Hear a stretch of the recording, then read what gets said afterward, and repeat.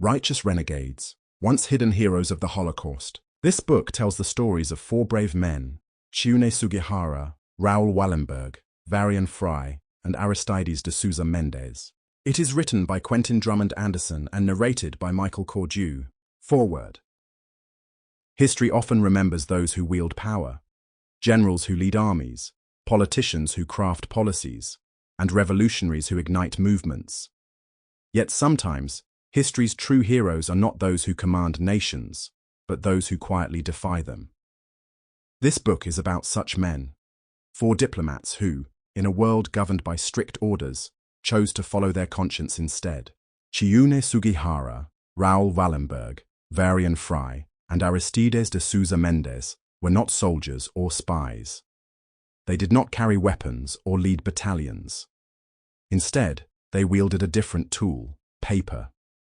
With diplomatic stamps, forged visas, and handwritten documents, they saved thousands of lives during one of humanity's darkest chapters, the Holocaust.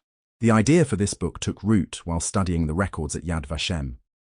In faded diplomatic correspondence, visa registries, and survivor testimonies, a pattern emerged.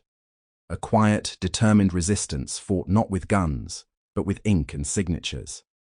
These were men who understood that in a world where bureaucracy could condemn, it could also be repurposed to save. The Holocaust was a catastrophe of logistics. Before the trains ran to Auschwitz, before the ghettos were sealed, before the gas chambers were built, there were pieces of paper, laws, decrees, stamps, orders. Paperwork dictated who could leave and who was trapped, who could live and who would die. The Nazi state was meticulous in its record-keeping, and it was through this relentless bureaucracy that genocide became industrialized. Against this machinery of death, these four men fought back in the only way they could, by rewriting the rules. Sugihara, a Japanese consul in Lithuania, disobeyed his government to issue thousands of visas for Jewish refugees fleeing the Nazis.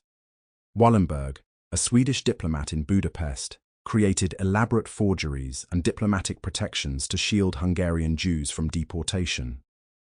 Fry, an American journalist in Vichy France, ran an underground network that smuggled artists, intellectuals, and political dissidents out of the country.